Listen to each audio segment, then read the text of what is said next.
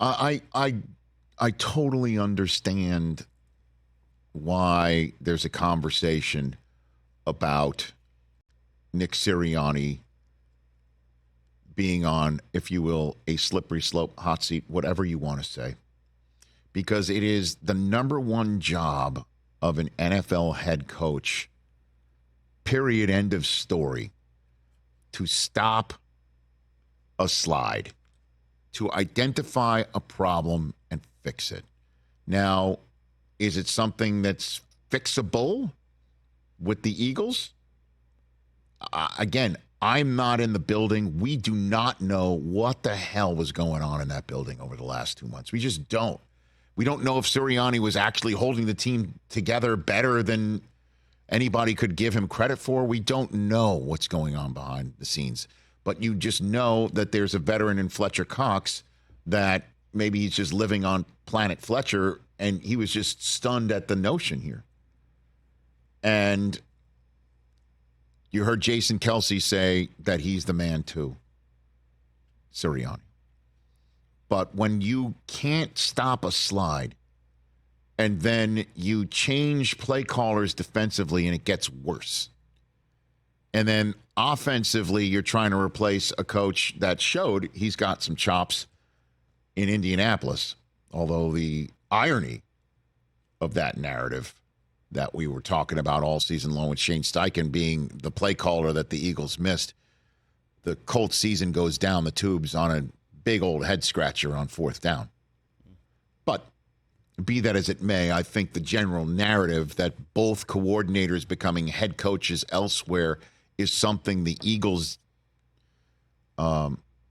could not overcome, or was part of the mix that they couldn't overcome.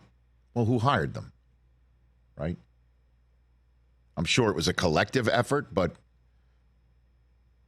that lays at the feet of the head coach. It just flat out does.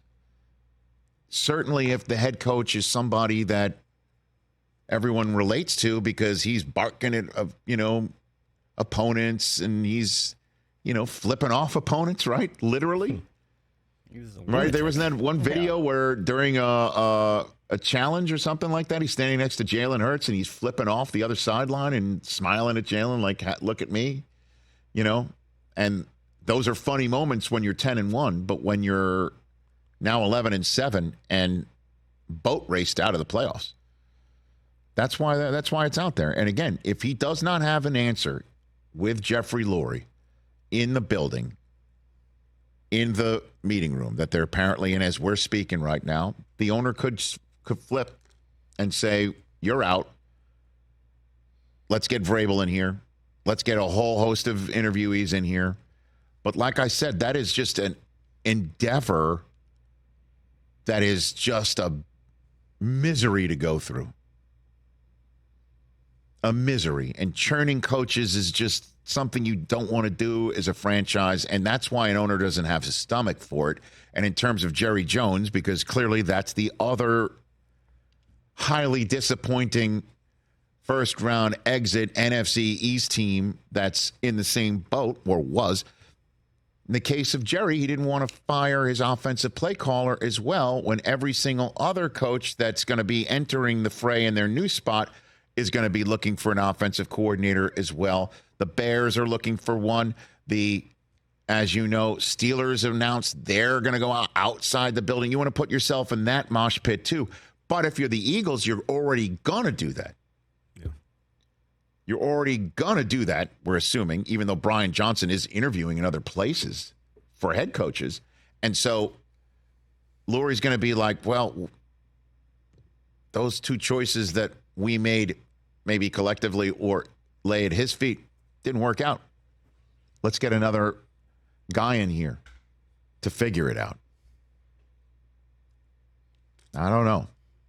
My spidey sense says they're going to leave him in place. There's 2 more years to go. They made the Super Bowl last year. Let's figure out whatever needs to be fixed and fix it.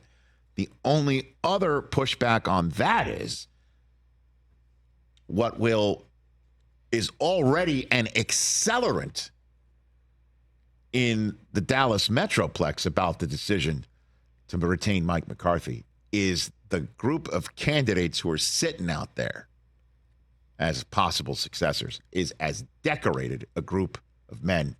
And I can remember being on the coach carousel right now. Man.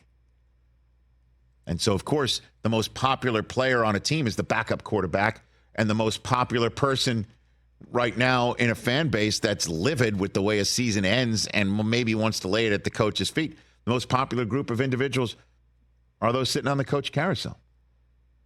Well, wait, Vrabel wouldn't be better? Harbaugh wouldn't be better?